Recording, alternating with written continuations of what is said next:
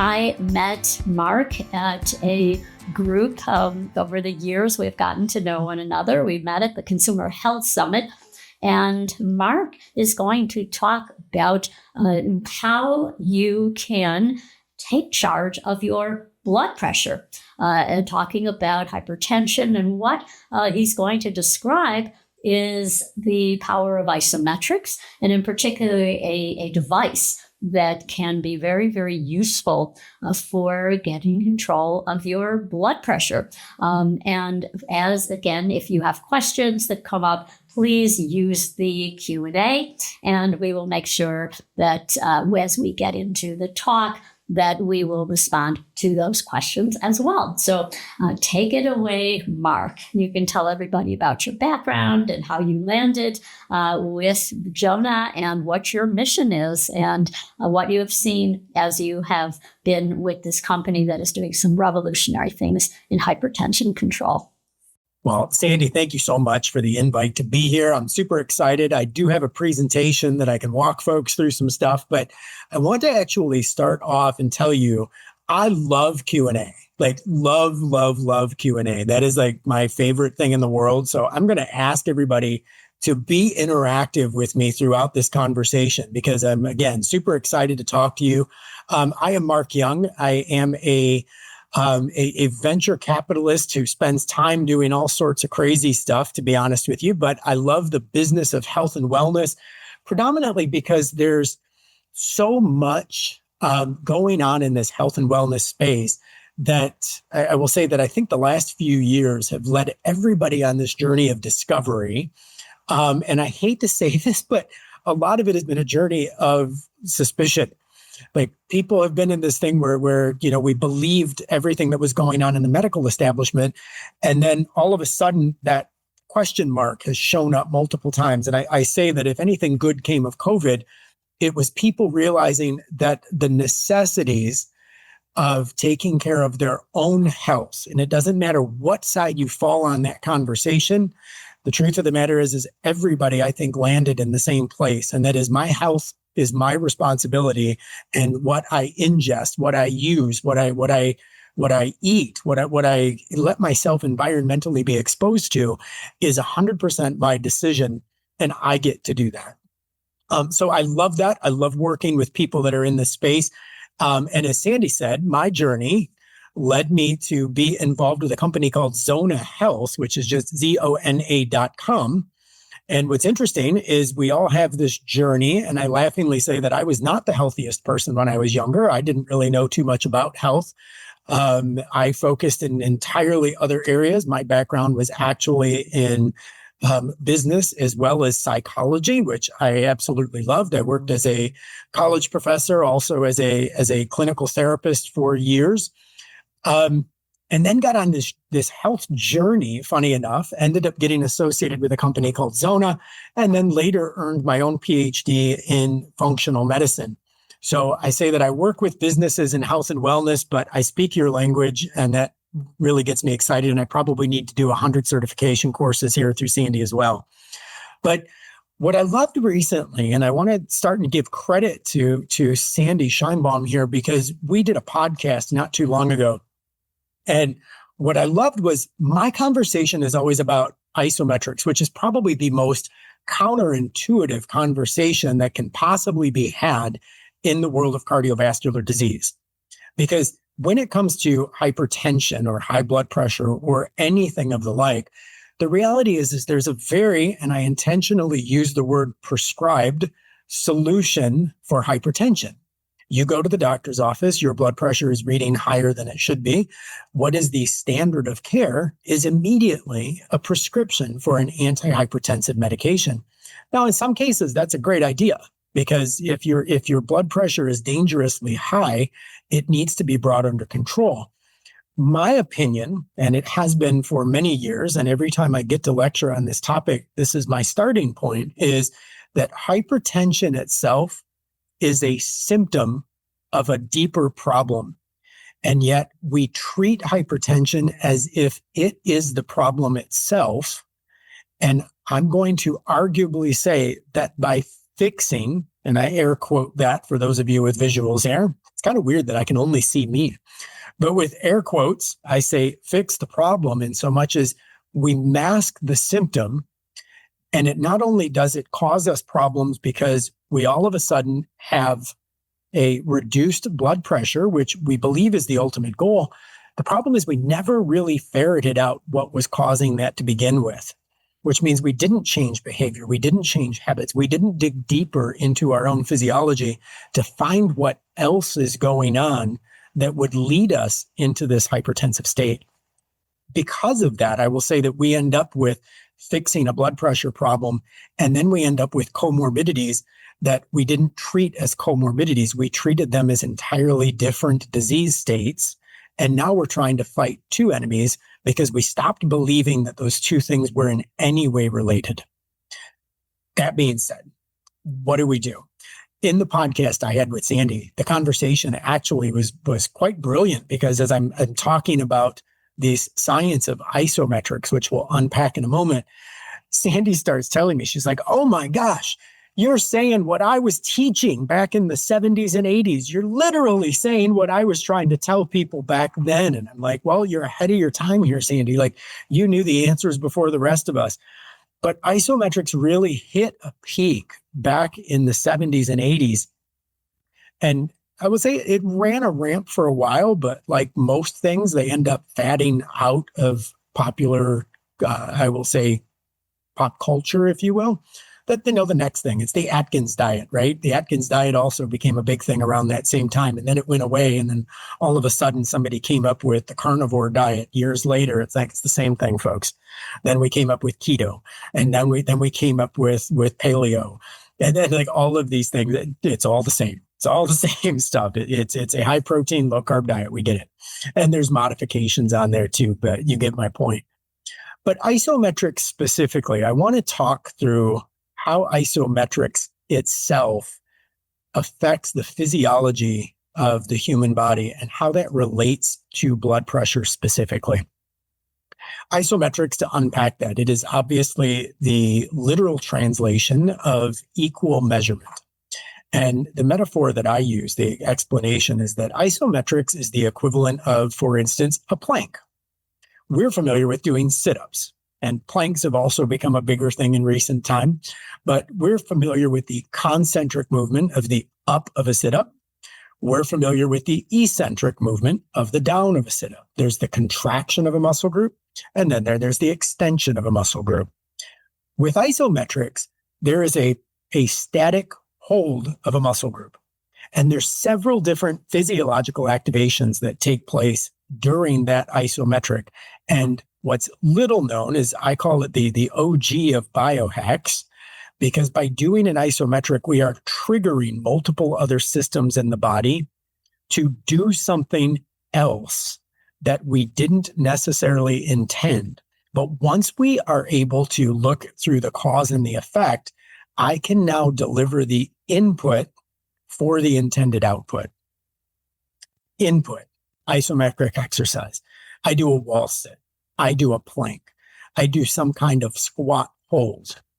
All of that is isometrics because I am taking a major muscle group and I am holding it at a static resistance.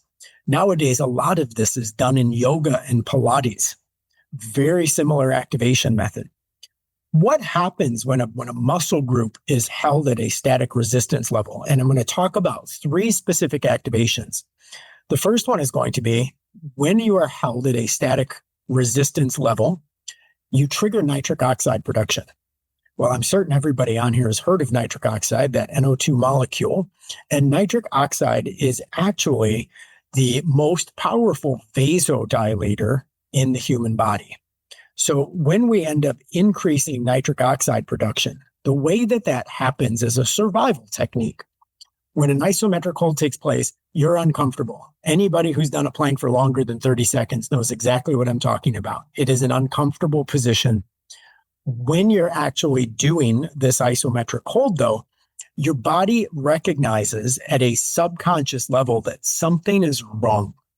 Our prehistoric man, if you will, realizes that this isn't normal, this isn't comfortable, and the body always moves towards comfort. If I cross my leg and my leg starts to fall asleep, I almost subconsciously switch legs because your body doesn't like being uncomfortable. But when we hold ourselves in that static resistance at a subconscious level, the body flips into that sympathetic nervous system because it triggers a fight or flight response out of the brain. The body is in danger. Something is uncomfortable. I need to make sure that I can survive. When the brain flips to that fight or flight, that sympathetic nervous system, it releases nitric oxide. And the reason it releases nitric oxide in an evolutionary way is because nitric oxide increases vasodilation. Vasodilation provides blood flow to all of the major systems of the body, every area of the body. And because that nitric oxide is flowing to other areas of the body, all your cardiovascular system dilates, providing greater blood flow, which allows your body for a greater survival response. When that plank ends, and most people aim towards a 2-minute plank, when that plank ends, your body's able to downregulate back to a parasympathetic state. Your brain, that lizard brain knows you're not trying to be killed. It goes back to normal. Everything is fine. That's the first physiological activation that takes place during isometrics. So anyone who's dealing with high blood pressure, I strongly encourage isometrics. The second thing that happens during isometric exercise is actually a potassium release at a cellular level, which I find fascinating. And I say this is the real combo shot to the corner pocket here. And it's not about hitting the cue ball. It's not about hitting the ball that goes in the pocket. It's about hitting the cue ball to the ball that hits the ball that goes in the pocket, right? What we're talking about here is that also, while a muscle group is being held at a static resistance level, that static resistance is actually causing a sodium release to be released at a cellular level in the body. That sodium release at a cellular level is actually causing a potassium release as well, because sodium and potassium must always remain at a balance at a cellular level. As those two things start to move, you end up with sodium being released to stop muscle cramping, and potassium gets released simply to keep it a balance. But when potassium releases, it actually conditions the endothelium, which is the lining of the cardiovascular system. When blood pressure is high for, I'll say, age-related hypertension, what usually is happening is the endothelium, which is like a spongy type substance. It's like a dry sponge. Imagine that sponge loses its flexibility and it can't actually expand and contract the way it is. But that endothelium also functions as a sensor to the body so that if the endothelium doesn't feel the pressure, it doesn't expand. When the endothelium is in that dried sponge state, literally, it can't feel the pressure. And because it can't feel the pressure, it doesn't respond to it. When potassium starts to move through that endothelium over time, what ends up happening is that endothelium begins to soften. And that endothelium, as it softens, ends up becoming more flexible. But more so than just being flexible, it starts to sense the pressure and automatically dilate. You're literally reversing age on your cardiovascular system. And then the third thing that happens, and interestingly enough, I actually have a paper here that I'm going to share my screen if that's okay here, Sandy.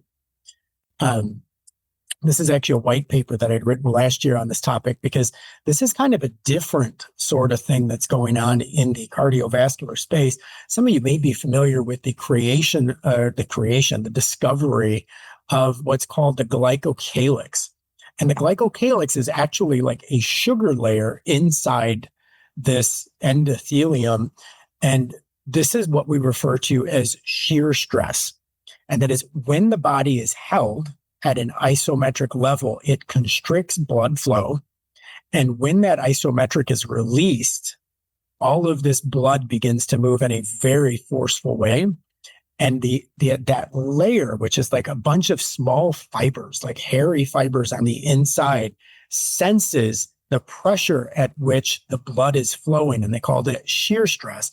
And the glycocalyx is actually what is telling the endothelium to respond. So what's happening here is you're also creating a glycocalyc response. All of this to get me here. And again, I'm racing through here and I love stopping for questions, but tell me if there are any. But Sandy specifically mentioned this company called Zona.com that I get to work with. And I'll fill you in on this because Zona is, as we've just discussed, Isometrics. Zona is a medical device that actually guides people through the perfect isometric. If you've been to a gym, especially HIIT training, I do HIIT training, and it's like you watch people do planks and it kind of cracks me up because like you'll see people do planks, then all of a sudden their butt's in the air and they're fidgeting to the left and they're fidgeting to the right. And, they're on their hands, then they're on their elbows. And it's like their thought is as long as my abs are tight, I must be doing a plank correctly. When in fact, that's not the case at all because in order for an exercise to be isometric, it must be equal measurement. Remember that definition. It doesn't mean close to about the same resistance. It's equal resistance throughout. What Zona does is it actually helps guide the person through that isometric, not doing a plank, because let's face it, many adults wouldn't be able to do a 2-minute plank, particularly elderly people. What Zona does is it replicates the exact same exercises you would be getting in that way, just using grip strength. Now, I won't go off on a diatribe here about grip strength because many of you realize that grip strength is actually one of the indicators of longevity. So the stronger a person's hand grip, the longer they live. And a lot of people, we've speculated as to why that is such a statistic because no one's actually proven why. My hypothesis is that it's exactly related to this, and that is grip strength actually is determining cardiovascular health. And cardiovascular health is one of the greatest causes of death in the United States as well as worldwide. That being said, how does Zona do this? Zona actually works on a few different levels. One is going to be this isometrics. And our company actually developed back in 1995. And this was all based on research that was done by a doctor by the name of Ron Wiley. He was actually hired to work with the U.S. Air Force. And while working with the U.S. Air Force, the intention was to figure out why fighter pilots would go into what's called G-force blackout. Now, G-force blackout takes place when a fighter pilot actually squeezes the joystick on a fighter plane. And as they're moving into Mach speeds, their blood pressure drops significantly. What they ended up discovering during that period of time was that all of the people who were participants in this study ended up with lower blood pressure. It's like, wait, what happened? Like, why is this so not what we were studying, but so informative? So they ended up going back into a situation, and Ron Wiley ended up going and taking this data from the Air Force after he finished his work with them and started doing research in this direction and discovered this power of isometrics and its effect on blood pressure overall. He did all this research back through the late 80s and early 90s, ended up founding a company called MD Systems back in 1995, which later turned into Zona Health. As you can see from this screen, Zona has had a super interesting history because the world, just like Sandy talking about isometrics back in the 70s and 80s, the world wasn't ready to hear this connection, which means throughout multiple deals here, we have tried to go to FDA protocols. We have tried to do everything without, that we can do to market a product like this. The reality is the standard of care is a pill, and we are marketing against a pill. And that's so hard to do because the pill is approved. The pill is standard of care. The pill doesn't get to the root cause of the high blood pressure. When we're talking about an isometric device, we're talking about a relaunch, and we are currently about 100 out of 120 patients deep into our FDA clinical trial, our second clinical trial, because our first one was crashed by COVID, but the second clinical trial, and we're super excited to get through there because we're hoping to prove to the world that there is a better way of doing things that just uses your body's own innate intelligence to move forward. Here's the reality. Hypertension affects 120 million Americans. That is over 45%. 4 out of 9 adults have hypertension. And that's only the ones who were diagnosed. This is still the leading cause of mortality in adults nationwide. some of the deals that are going on because of this.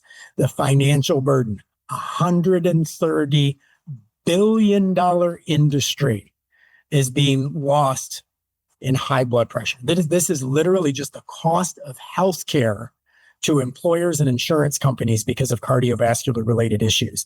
The number one cause of death in the United States as well as worldwide. And the treatment gap is that there are 70 million people who are resistant to medication. They have been put onto medication and they don't respond to it. And because they don't respond to it, there is no additional answer to them. Now, we've heard all the fallacies about, well, you need to go on a low sodium diet. And then the answer to low sodium in my book is BS, because what we've done is we've gone from you have high blood pressure to now you are mineral deficient. The problem is that there was a study that was done back in the 60s that actually demonstrated that people who were diagnosed with high blood pressure also had high sodium levels. What they didn't know back during that study is that the people who had the high sodium levels and the high blood pressure, because they both existed, they mistook correlation with causation. And yet every single person who was later debunked in that story also had high sugar intakes. And the metaphor I use here is, if anybody who does any kind of cooking, if you make spaghetti sauce and it's too sweet, you throw in a little salt. If you make it and it's too salty, you throw in a little bit of sugar, because sugar and salt balance each other. But high levels of sodium in the body only exist to counteract high level of sugar in the body. Because if your body does not have too much glucose, or your body does not have too much raw processed sugar moving around its body, the reality is you're never going to have high sodium levels because your body will expel it through urine. If you do have high levels of sugar or glucose in your body, by the way, the best way to deal with that, as I'm sure you know, is actually through exercise, because muscle is like a dump truck for glucose. It will metabolize glucose in a minute. We just need to make sure that we're providing that. But clearly, there is a gap in the treatment here because 70 million people don't have a better answer, and the wives' tales are not getting the job done. Cardiovascular issues, obviously 17.9 million deaths each year. That's 32% of all global deaths worldwide every single year. 32% are to the exact same reason. And yet I would arguably say that the medical community thinks we have this figured out. It's like, well, we clearly don't, because 32% of all deaths in the world are happening because of this problem. And yet we're treating it as if the problem's already solved. Sorry, I get fired up about this part. The health management challenges. There is not a good treatment plan for hypertension, and it's leading to multiple other issues or being caused by them. Some of them being, I'll just give an example and say, people who are diabetic typically end up with a comorbidity of hypertension. Well, the problem is we're treating diabetes with Ozempic, and then we're treating high blood pressure with an antihypertensive of some sort, rather than dealing with the root cause problem of obesity or diet or exercise or nutrition or any of these other gaps. We're going directly into how do we medicate a problem, and we're causing the bigger problem. Market gap, obviously, there's tons of related things to talk through here, but blood pressure does not exist in a particular group of people. Typically, hypertension becomes an age-related thing, and that's all related to that endothelial function as we age. But it can be reversed. That's the amazing part about it. And then talking through what is that issue? Well, it kind of balances out at 39% Hispanic, but 56% Black non-Hispanic. So high blood pressure actually also has a racial predisposition to it, but all something that we need to pay attention to. The solution that we always provide here is the Zona Plus. And again, I mentioned this already. The way that Zona activates is by dealing with this isometric conversation. The user, for a 2-minute period of time, grips the device, and in gripping the device, they hold it. It calibrates at each use. And during the calibration stage, it actually measures what we call your maximum voluntary contraction, which is your grip strength. You squeeze it as hard as you can, and then it calculates internally an algorithm and says, this is exactly where you should be when you use this.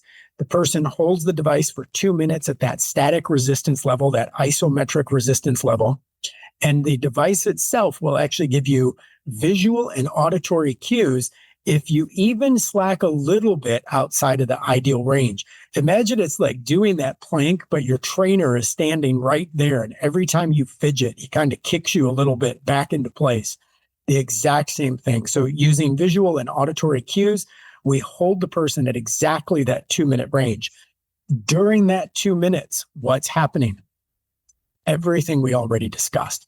It is the nitric oxide production that's taking place from that survival tactic, that parasympathetic to sympathetic nervous system response.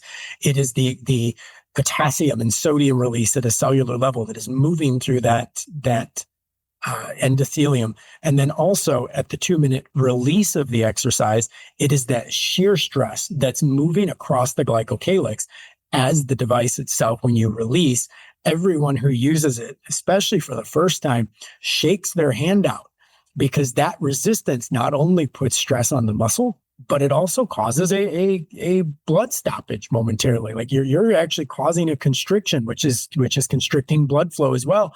They're shaking it back into their hands. After that 2 minutes, you wait 1 minute, let your body nervous system downregulate to a parasympathetic nervous system. You do it again on your left hand. Then you go back into that sympathetic response. You go back to your parasympathetic. We actually have a pretty intelligent group here, because I know that the level of training that all of you have been to. And what I would arguably say there is, I don't have data on it, but we've actually worked with organizations such as HeartMath to explain that this actually helps vagal conditioning, vagal tone, because the vagus nerve is actually what's getting triggered in all of this as well. So moving from that sympathetic to parasympathetic, sympathetic, parasympathetic, you're actually training your body to understand how to downregulate naturally. So we actually notice incredible results out of vagus nerve tone as well. What we're looking at here, how does the Zona work? Again, it's guiding you through personalized isometric hand grip exercises. It calibrates to every user's grip strength, which means anybody who's using it can use it for the first time. And one device actually works for several people. Now, the device from a data standpoint holds 2 people's data for up to 18 months. And you can upload that data onto our BP charting web app, which actually will store all of your results over time and will help you overlay blood pressure measurements so that you can actually see, the more you use the device, where the blood pressure goes. Anecdotally, I will say that my dad ended up having an AFib situation months ago. And when that happened, we were like, oh, okay, that's a problem. Like, what's going on here? His blood pressure was high. He immediately took action, because that's who he is. He started using his Zona. He started dealing with diet and exercise. But during a period of time, he went on antihypertensives. As much as he likes staying off of medication, he went on antihypertensives to keep all that happening. He called me over the weekend, because he actually does race car drives on the weekends. Kind of funny. And when he was racing, he texted me over the weekend, was like, man, I just got out of the car and got really lightheaded. I don't know what's going on. It happened to him at home the other day, and he was super lightheaded. And he's like, he called me today, and he's like, oh, I figured out what the problem was. I took my blood pressure after I got up, and it was like 85 over 50. I'm like, oh my gosh, that's terrible. And he's like, yeah. And I'm like, you realize that you're still on the hypertension medication. You solved the real problem, but you're still taking the meds. And he's like, oh my gosh, yeah, that's exactly it. Like, I'm going to start titrating off a little bit and see, I'm going to have to go talk to the doctor and get that re-regulated, because this is all taking place in a cycle, but it's fixing the root cause problem. We've had studies done by McMaster's University, the Mayo Clinic, American Physiological Society, Johns Hopkins University, the Harvard Heart Monitor, you name it. We've been doing this for a really long time and have thousands and thousands of people who have used this device, used the science, clinical trials like you wouldn't believe. Unfortunately, none of that is enough for the FDA to say, yeah, this makes sense. We actually end up having to spend millions of dollars to go through the FDA clinical trial. And then at the end of the FDA clinical trial, we end up having to prove our point statistically, which I have no concerns that we will. because of the repositories of data that we have already on hand. Some of the promising trends that we're seeing in healthcare right now is the Zona is used and Isometrics in general, actually. But what we're seeing in healthcare, and again, as I mentioned, especially over the last, I'd say 5 years, has been this earlier hypertension treatment. We are jumping in when people get this diagnosis, because if 34% of the world, the deaths recorded rather of the world, 34% of all of the deaths are related to cardiovascular issues, we need to be on top of that. We've got a rise in therapeutic tools and biohacking devices. Tech in the healthcare field is higher than it's ever been before. Alternative medicine and functional medicine is getting a seat at the table, I'd argue, finally. And then we're also seeing a lot of proactive and preventative care. The truth is when it relates to this stuff, there's a bunch of alternatives out there, but none of them as effective as using your body's own innate intelligence to solve its own problems. I love that slide. And so I just wanted to pop in because what that prior slide is really just showing the need for health coaches, that health coaches can be front and center in helping people find the root causes. Also, we have a question coming in about that, earlier treatment, as well as guiding people with diet and lifestyle intervention. And you mentioned the podcast, and we did talk about the fact that the power of isometrics. And I wanted to share that I was doing this work in the 70s, as you said, and 80s, and it comes from a book that was written in 1920. It was called Progressive Muscle Relaxation by Dr. Edmund Jacobson at the University of Chicago. And these were very simple exercises, but basically it's the same idea. You tense and you hold that tension, and then you release it. And the release is where the magic happens. So I want to get into, we have a number of questions. And so I wanted to make sure that we are able to address all of your questions. So I can pull that up, and I don't know if you can see that. Mark, you can pull up those questions. Can you see the questions under Q&A? I'm in the chat. It's not in the chat. It's Q&A on the bottom. I don't have a Q&A button. You have done. Okay, well, let me read them then. The first one. I see it. I'm sorry. It was hidden under the more button. Okay. No wonder I'm falling behind here. Each system is a little different. So, well, first, before we start, I have my Zona right here. And, I love it. And this is something that is very simple to do in terms of just you get a first reading of your grip strength and then you hold it.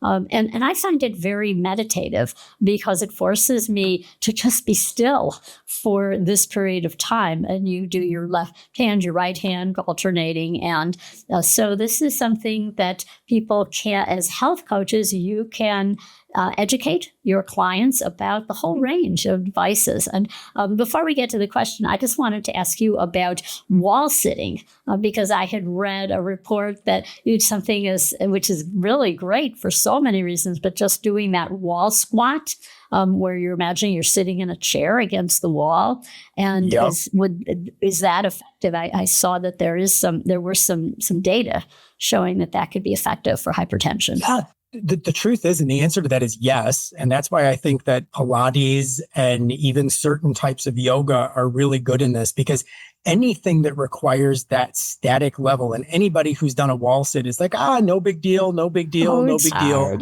30 seconds in, your quads are on fire. And you're like, and you start to slide up and down the wall a little bit. It's like, the problem is, as you're sliding up and down that wall, you're actually releasing the contraction and then contracting again. You've turned an isometric into a concentric and eccentric movement. You've gone from an anaerobic exercise to an aerobic exercise, and you end up, you still get the benefit to muscle growth. You lose all of the benefit of the anaerobics though. Good point. Yeah. I aim for 2 minutes. I worked up to 2 minutes, but I'll just put on a great song and just like hold it till the end of that song. It's the best. So Karen writes, can you let us know if this is true? Please expand the feedback. Studies have found that having uncontrolled high blood pressure in midlife significantly increases the risk of cognitive decline and dementia later in life. Yeah, I'm going to jump in on that one and tell you yes, but there's a cause and effect here. And that is, It's not that one is comorbid with the other. It's that literally it's a causation. And that is any time that your body's experiencing hypertension on an ongoing basis, as you're saying, and uncontrolled, you're significantly increasing comorbidity for all kinds of disease in the body. Because think about it in the terms of pressure only builds when there's less space, so velocity builds up behind it. And that is, if you only have 10 centimeters, obviously that number is not accurate for blood flow, but if I have a 10 centimeter opening, but I have 12 centimeters worth of pressure moving through, the pressure is greater because there's more flowing through than need be. And you get that bottleneck, if you will, in the blood flow. Anytime blood can't freely flow, the entire body is being oxygen deprived, including the brain. So what's ending up happening? You're ending up with systemic issues all over the body because, we use the phrase that, health goes where blood flows. And that's true of everywhere, not just the brain. But you are correct that if you end up literally causing damage to the brain through lack of oxygenation throughout your 40s to 65, the answer is yes. And treating hypertension and making sure that blood is flowing freely through your body is absolutely accurate and essential. Thank you. Great response. Sandy says, from a coaching perspective, when working with clients wanting to reduce blood pressure, how would you weigh the root causes? There could be many. You bring in isometrics, nervous system regulation, like long-term stress, gut dysbiosis, nutrient deficiencies, etc. Is there one possible trigger, bigger trigger than the others, or is it based on individual overall diet, nutrition, etc., leading to these issues? Yeah. The answer to that, Sandy, is going to be yes. Yeah. and it is a A, B, C, D, or E, all of the above. And the answer is all of the above. And as I mentioned earlier, I want to point out in this question, and it may not be true for you, but I see the possibility of a misunderstanding here. And that is, when we talk about working with clients who want to reduce high blood pressure, we're assuming that high blood pressure is a single state. Whereas I mentioned, it's a symptom of a different problem. So if blood pressure goes high, it could be a nutrition problem. It could be a nervous system problem. It could be a blood chemistry problem. It could be a nitric oxide depletion problem. There's so many different reasons. And yet we look at the numbers from a blood pressure reading and say, oh, it's high blood pressure. And my answer is no. That's like saying I'm having a headache. Well, what's causing the headache? I don't know. Let's get deeper. For all I know, it's just because you had a terrible day at work, right? It may not be a physiological thing at all. It could just be stress hormones that are leading in that direction. So to your answer there, to your question, Sandy, the answer in there is yes, all of those things: diet, nutrition, gut regulation, exercise, movement, mental health, meditation, all of that stuff is important. But I would be very careful to try to treat high blood pressure. I say treat. Let me fix that word. I'm going to get the FDA hand slapped here. When you're coaching someone into a better lifestyle, trying to reduce blood pressure, I would say I would do so in a very multifaceted, omni-channel approach to doing so. So again, my answer to that is yes and. Yes, yep, absolutely. And I would say that as well. And also, I would keep in mind that this is personalized. So where is this person willing to start? Maybe they'll say, oh, yeah, I can do this isometric exercise, but they won't touch diet or do anything more in terms of an exercise plan or deal with their stress. So where do they want to start? And then you would reinforce that. I also want to say that it's really critical as a coach, if you're seeing people you would always inform their provider about what you're about to do and what you are doing, and if you're seeing positive changes, because they might be overdosed on the medication. So this is one where you really need to collaborate with the provider. Okay. And that was the story. Yeah. I want to just piggyback there. That's the story of my dad. The blood pressure was high. The medication was great as an intervention.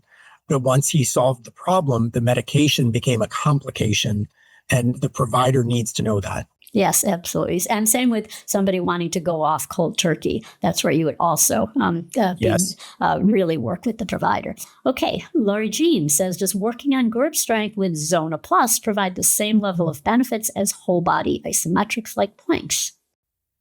The answer to that is yes, because the isometric benefit that we've talked about is not muscle strength. So if you're doing a plank, you're getting better abs. I'll give you that. But if you're doing Zona, you're getting the secondary benefit of grip strength. So the way that you exercise, if you're doing I'll say a plank versus a wall sit, well, the plank is going to really focus on my abs being contracted. So it's going to help core strength. The wall sit is going to help my quadriceps grow. But all of these things, whether it's hand grip, wall sits, isometric planks, all of it is giving you the benefit of the isometric exercise, but the secondary benefit of abs versus quads versus hand grip, the secondary benefit changes, but the primary benefit stays the same. Awesome. Okay, Rob is asking that he had an InBody test recently. How does Zona compare to the InBody, which is measuring weight, BMI, and skeletal muscle mass? So how much feedback are you provided compared to the InBody? The answer is none. And the comparison that I want to make there is an InBody is a measurement tool. So InBody, as you stand on it, it's like a scale that looks like you're holding on to ski poles. And what you're doing is it's actually better measuring body composition. InBody is a measurement tool. Zona is actually the exercise tool. So to draw the comparison, it would be like a scale on a treadmill. You're doing the exercise on the treadmill. You're measuring the results on a scale. Much the way with Zona, you're doing the exercise using the Zona device. You're measuring its impact using a blood pressure cuff. Okay. So it's an apples and oranges there, Rob. Sorry. Gotcha.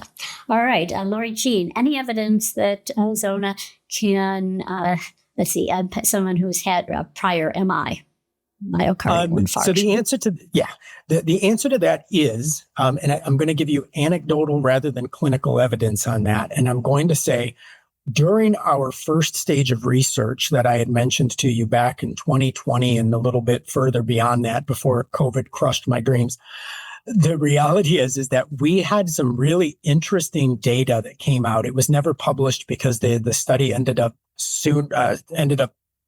ending sooner than planned. Anytime that there's an MI or any type of cardiac event, I'm sure you're all familiar with creatine kinase levels, and that creatine kinase CK levels are actually residual markers. So they are trailing markers in the body that doctors will use to see if you had an event in the past. Well, something interesting about the heart versus any other organ or system in the body, and that is the heart doesn't repair. So there is no fixing the heart. You get one shot at your heart, right? So I suppose in effect you can die from a broken heart, Sandy. But you get you get one shot at this with your heart, as opposed to your liver or muscles or anything else can actually regenerate and heal over time. Our early data actually was showing a decrease in creatine kinase levels, which is unheard of. We were actually seeing a reduction in CK levels, which, again, I have to help draw that line, but it literally means that the damage that was done from the cardiac event is actually getting reversed.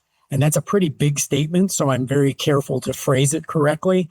But that would be the evidence that I would give you, is that those types of patient outcomes, the same applies to a person using it. So if they've had an MI or any other type of event, they're still going to get the benefit of the cardiovascular reconditioning, I'll say, but it actually is helping the damage that was done during that event. Okay. Charlene, grip strength weakness associated with the cognitive decline. So has the device been shown to help improve cognitive health, and any research in that connection? Yeah, I'll link that question. I believe it was Sandy early on in the conversation asked the question about cognitive decline. And I believe she said dementia being related to people who had an uncontrolled high blood pressure between the ages of 40 and 65, if I remember that correctly.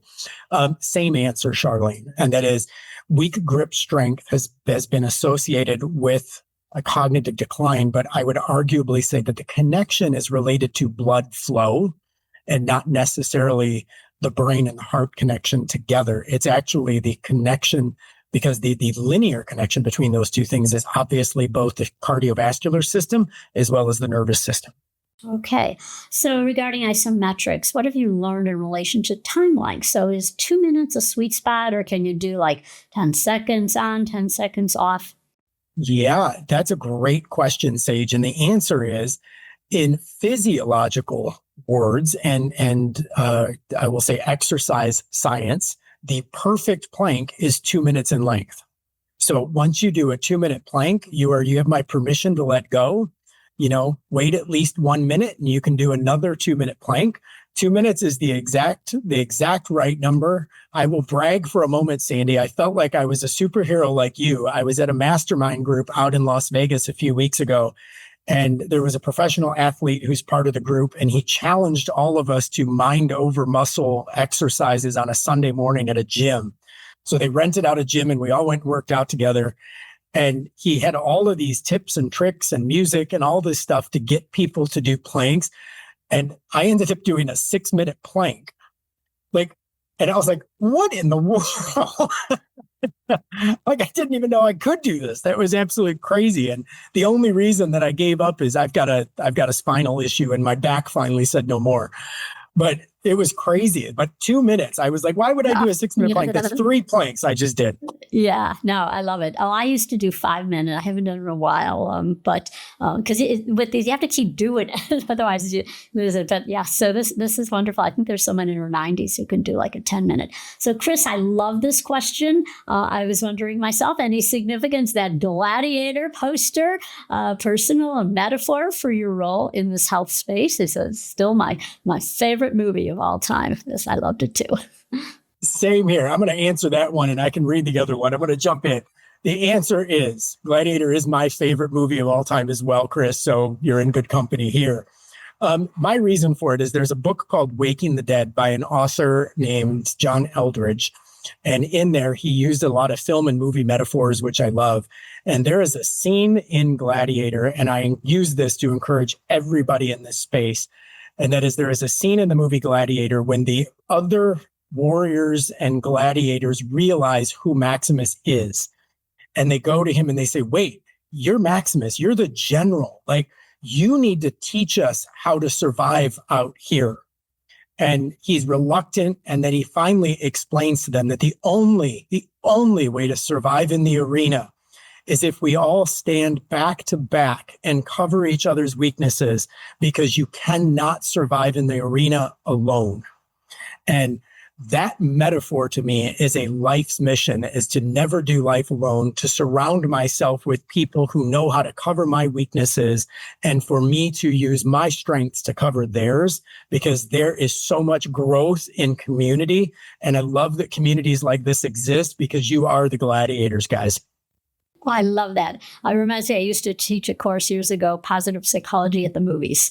And the whole course was like, how do you identify with movies, how they can guide you, what do you see on the screen? That's life lesson. All right. Thoughts on combining the concept of grounding, earthing, with nitric oxide benefits for your isometric measurements? 100%. I'm going to tell you, anytime that you could exercise on the grass with your feet bare and your hands in the grass, do it. You can do a plank outdoors, please, please, please do. You will be in positive energy and vibration, and you will not replace that through any synthetic gym foam that's adding microplastics to your body. Yes, I love it. All right. I love these questions. We're going to try and speed through them so we get everybody included. Daniela, how does isometrics compare to HIIT exercise, for example? The answer is isometrics should be part of your HIIT exercise, not an alternative to it. Great. Okay. If someone has arthritis, would you be able to use the Zona device? That's the beauty, is that anybody who can squeeze at least 20 pounds of pressure per square inch gets the benefit. So if one person can squeeze at 25 and I can squeeze at 120, it doesn't matter, because the device is able to calibrate to your unique grip strength every single use. So yes, it is perfect for elderly people because it is a full isometric cardiovascular exercise. It has the caloric equivalent of running up and down a flight of stairs twice. Awesome. All right. Katie, I'll take this question about, saturated fat. There's new evidence on benefits. I would provide education, but also this is something I would be cautious about because there are some people genetically where for them it's counterintuitive. They can't have saturated fat. So I'd work in conjunction with the practitioner, but if someone really wants to know, you provide that evidence, but you have data. You can use somebody's CGM, you can use biomarkers in their lab testing to see what happens when they change their diet. But you are perfectly welcome as a coach to provide that education. Okay, when is counterintuitive to use the body's? When is it counterintuitive to use the body's innate wisdom when working with exercises and vagal breathing? So the answer to that is going to be a function of integration. And I will say that sometimes in the functional medicine space, we start to become the pendulum that swings too far in the other direction. And I believe that innate intelligence is important, but we need to also balance it with science. And while it's all science, what I would say is that I'm a believer in yes, vagal tone is a thing, and so is the hospital. And using your body's innate intelligence to heal is shoe, and so is pharmaceuticals. The problem is when the pendulum is swinging too far in the other direction. So I would tell you everything in life is about balance and using that innate wisdom to also pull in multiple data points when making those decisions. Great. Okay. What about with some with movement disorders like Parkinson's? How can these isometrics help them enhance neuromuscular control? So I do a lot of work with patients with ALS, and I'm very familiar with that. The answer is really it depends on the level of degeneration that's taken place. If it were me, I would probably be having a patient take a supplement stack. Again, recommendations here. If it's a neurodegenerative disease like Parkinson's, ALS, tremors, tumors, and so on, I would be using L-arginine with alpha-ketoglutarate and a GABA compound because it will actually reduce the level of fasciculations and allow the person to use a device like this, but it actually would be great for increasing neurological energy. Okay. So how long would the blood pressure reduction last after using the Zona? And a similar question from Dana. How long do we need to use the Zona to see a significant reduction? Results vary, depend on your physiology, but we normally tell people to expect that after 4 to 6 weeks of use that they would be able to use the device and do well. And then how long does it last? Well, the question that I would have is that you're something got you there. And if you stop what took you out of it, you will eventually go back there. But it depends on what got you there to begin with. And did you solve the root problem? Because remember, this is just a symptom. So, take a Tylenol. How long does the headache stay away? Well, it depends on what was causing the headache. Same way, I can go down to my ideal weight by running on the treadmill every day. But how long does it take me to put the weight back on if I stop doing the treadmill? Depends on my environment and my exercise regimen. Okay, so have a few more questions as we're nearing the end. 2 minutes of plank for high blood pressure benefit. Was that what you said? 2 minutes of plank is the ideal. Otherwise, you start getting a diminishing return, and that's blood pressure, that's muscular, that's everything related. So I would tell you a 2-minute plank, take a minute off, go to a 2-minute plank. And remember, part of that is triggering the autonomic nervous system. So you're actually triggering that sympathetic parasympathetic response, which is half of the value you're getting out of that isometric hold. Great. Okay. And then how should we use the device once a day, throughout the day? Gotcha. The usage that we want to use on the device, I'll sell out and tell you our clinical trials are just done on three times a week. We tell people to use it 5 times a day. Most practitioners tell people to just use it once a day. And the reason is because all of us on this call understand that patient compliance is the biggest problem because you can create the perfect plan, but if they don't do the plan is irrelevant. Absolutely. Yes, we love John Eldridge. Thank you for that. As health coaches, how should we think about Isometric as a tool for supporting? I think it is, I'm going to answer that. I think that's why we had this talk today. This is something, it's absolutely within the coach zone. You are, even though there is a they've been diagnosed with, let's say, hypertension, you are not making that a recommendation. You are providing education. Are you aware of the benefits? But again, you would always, if they're being monitored with their physician for, if they're on medication, you would always let their provider know. Okay, Sheila wants to know some practical things. So let's talk. And so does a question about cost, how it's distributed, direct to consumer. I just put it in the chat. Actually, You can go to Zona.com, and we actually set up a coupon code for everybody here. You are welcome to use the code or give the code to anybody in your circle. It's FMCA 100, and it'll give them a $100 discount on the device. Feel free to use that code, pass it around, do whatever you got to do. Okay, sounds great. So yes, working with clients, do you have to go to a favorite question you always ask? I think it's all personalized. It depends who you are working with. Full arm plank. Arms, elbows, whatever. As long as the core is contracted, you're good. Enroll in MS for Isometrics. And again, the muscular sclerosis is going to go back to that same neurological energy question that came up a moment ago, and that is making sure that you're providing cellular energy, and you will end up abating most of those concerns. Yeah, I want to just say the research Northwestern University did many years ago on this muscle relaxation, where you squeeze, hold, and then you release, and that was done for people with seizure disorders. So many, many uses. Is it available in the EU? We can ship to the EU just fine. All right. Well, this has been phenomenal. We all learned so much. Mark, I just want to thank you for being now a part of our community. I know that I just want to speak for myself personally. I always learn a lot from you. It's always a good reminder to use this device. And it is just wonderful. Thank you again for being here. Thank you for everybody who participated. And again, you will get a copy of this talk. So we have other Ask the Experts coming up, so stay tuned for more Ask the Expert presentations. Thanks, everybody. Bye now.